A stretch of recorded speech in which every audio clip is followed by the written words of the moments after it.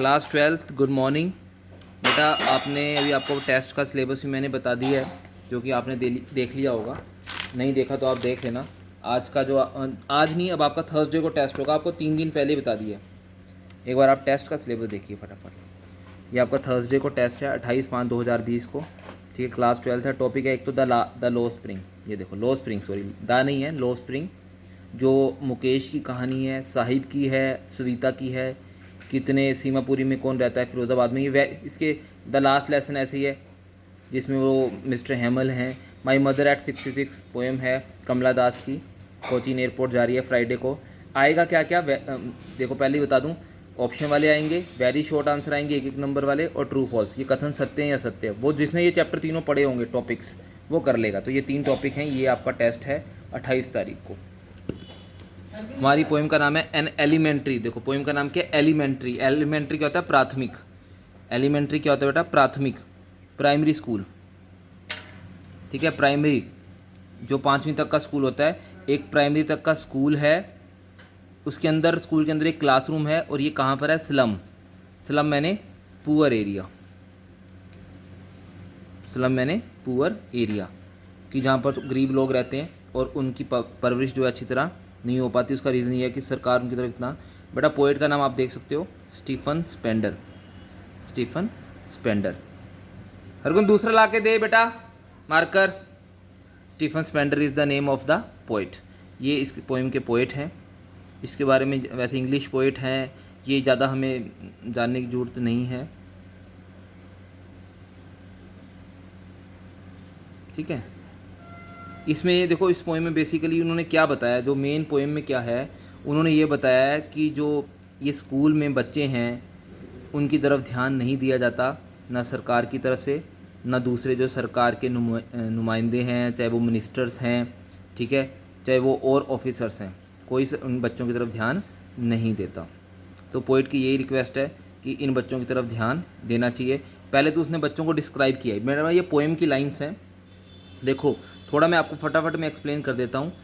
देखो पहले उसने बच्चों के बारे में, far far from gusty waves these children faces, ये जो बच्चों के चेहरे हैं इनमें कोई एनर्जी नहीं है, वो बेजान पड़े हैं, पैलर मतलब पीले पड़ चुके हैं उनके चेहरे। तो आप समझना, बस पोएम को समझो भी, क्योंकि इसकी एक्सट्रैक्ट करेंगे तब और समझाएंगे। अब उसने बताया एक लंबी लड़की है क्लास में जिसका सिर झुका हुआ है, शर्म से नहीं, वीकनेस, कमजोरी है।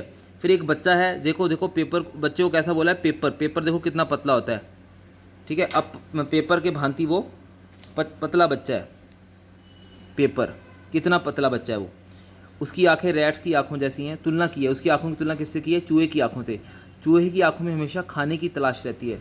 तो बच्चा भूखा है, उसको खाना चाहिए। देखो कितने बेचारे बच्चे भूखे हैं कि उनको खाना नहीं मिलता।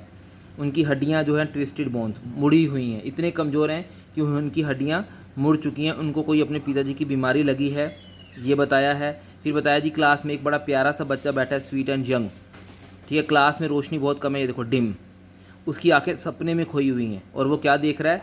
और वो बाहर देख रहा है गिलहरी का खेल। अब आपने देखा जो पेड़ होता है उसमें गिलहरी बैठती है, और गिलहरी का अपना एक छोटा सा घर होता है। तो बच्चे के सपने में क्या रहा है कि काश मेरा भी एक छोटा सा कमरा होता जिसमें मैं गिलहरी की तरह खेलता। तो आपने देखा एक पतली लड़की है, लंबी है, बाल, सिर झुका हुआ है, कमजोरी है। एक लड़का है, चूहे जैसी आंखें हैं, पतला सा है। एक प्यारा सा छोटा सा बच्चा है जो सपने में खोया हुआ है। अब आगे उसने सेकंड लाइन में स्टीफन स्पेंडर ने क्या बताया? जो क्लास की दीवार है, खट्टी स्मेल आ रही है उसमें से। इसका मतलब ये होता है कि बहुत टाइम हो गया कि क्लास को पेंट नहीं किया गया।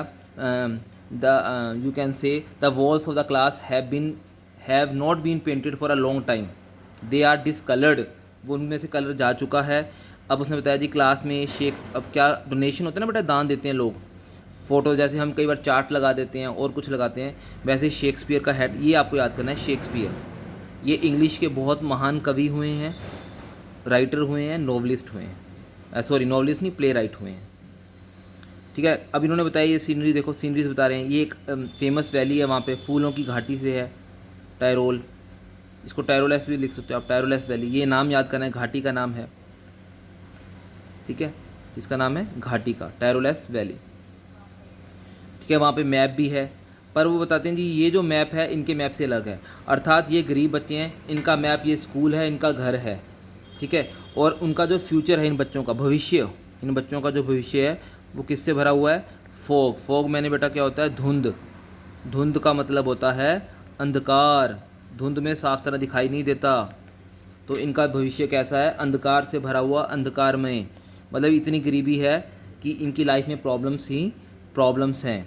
आगे उसको कवि को थोड़ा गुस्सा आता है, उसको बता रहा है शेक्सपियर इज़ विक्ट। इनको शेक्सपियर का जो फ़ोटो दिखाने का कोई फ़ायदा नहीं है, क्योंकि इनको भूख सता रही है, ये भूखे हैं। इनके लिए जो मैप है बैड एग्जाम्पल है। क्यों? मैं कोई बेटा फ़ायदा ही नहीं है मैप इनको दिखाने का, ठीक है, क्योंकि ये बहुत ज़्यादा गरीब हैं। इनका जो लाइफ है वो कहाँ से स्टार्ट होती है? उस स्लम से, और ख़त्म भी कहाँ हो जाती है? इसी स्लम में। इसलिए वो कह रहा है कि मैप इनके लिए बैड एग्जाम्पल है। वैसे तो मैप की नॉलेज होनी चाहिए, बट यहाँ पे मैप को बैड एग्जाम्पल बोला है, क्योंकि उनका मानना है राइटर का, पोएट का, कि अगर ऐसा इनको हम दिखाएंगे तो इनका मन भी चोरी करने का कर सकता है। टेम्पटिंग देम टू स्टील, कि जब वो देखेंगे इतनी सुंदर घाटियाँ हैं, इतनी सुंदर जगहें हैं, तो it will tempt them, these things will tempt them to steal. चोरी करने के लिए उनको टेम्प्ट करेंगी, मतलब उनको टेम्प्ट करेंगी बस। उसके बाद उसने बताया जी बहुत कमज़ोर हैं ये, हड्डियां हैं, मतलब हड्डियों के ढांचे हैं ये, और बहुत ही वीक हैं ये सारे स्टूडेंट्स। क्या हैं ये देखो आप, स्टूडेंट क्या सारे जो वीक हैं, they are very poor,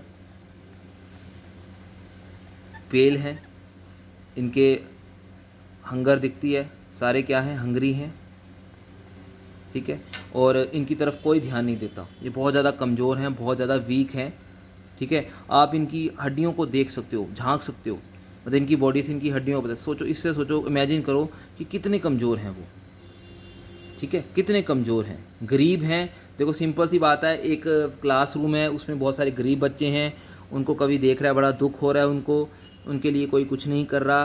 class में से खट्टी क्रीम की स्मेल आ रही है, बच्चे सारे कमज़ोर हैं, ठीक है। लास्ट में कवि ने जो है वो रिक्वेस्ट की है, लास्ट में कभी ये क्वेश्चन भी आता है कि इनको 3 जनों को, गवर्नर, इंस्पेक्टर और विजिटर, इन तीनों को उन्होंने आह्वान भी किया है कि जो भी यहाँ पे घूमने आता है, जो भी इंस्पेक्टर है जो उनकी जांच पड़ताल करता है, और जो भी गवर्नर अधिकारी है, कि this become map becomes their window and these windows that shut upon like their catacombs,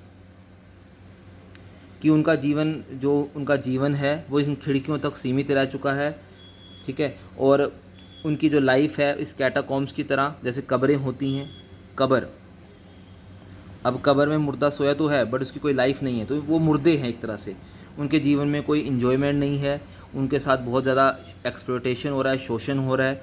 तो कभी यहाँ पे कह रहा है कि break open till they break the town, इससे पहले कि वो शहर को तोड़ दें, आप इनकी ये जो गलत बंधन हैं, इनकी जो यू कैन से गरीबी की रेखाएं हैं, उनको आप तोड़ दीजिए, ठीक है। इनकी हेल्प कीजिए and show the children to green fields, इन बच्चों को घुमाइए, इनको ग्रीन फील्ड दिखाइए, हरे हरे खेत दिखाइए, बाहर घुमाने ले जाइए।